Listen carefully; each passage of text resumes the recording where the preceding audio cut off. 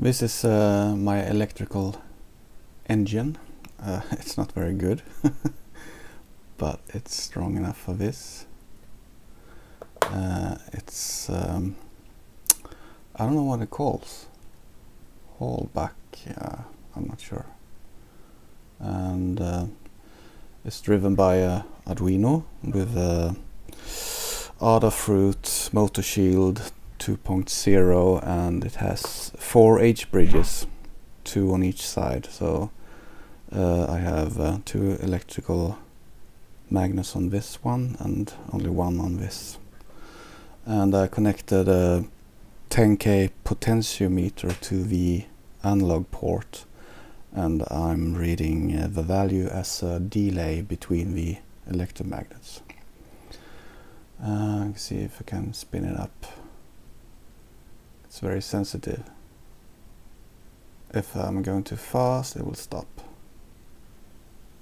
And there, we lost it. I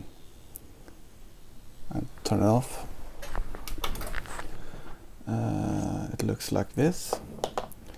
So you have a bearing and you have 3 magnets, and you have north, north, north, south, south, south. And you put in a certain pattern to mismatch with these 10 neodynamic magnets.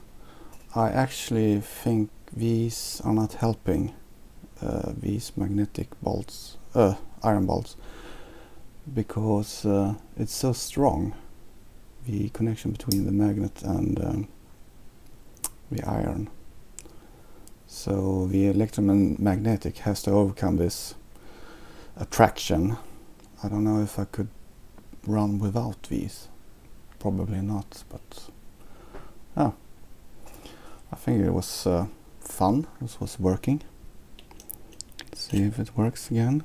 As you can see, I have some distance just to make it work. And I turn down the frequency. And it's running, and I try to increase it slowly.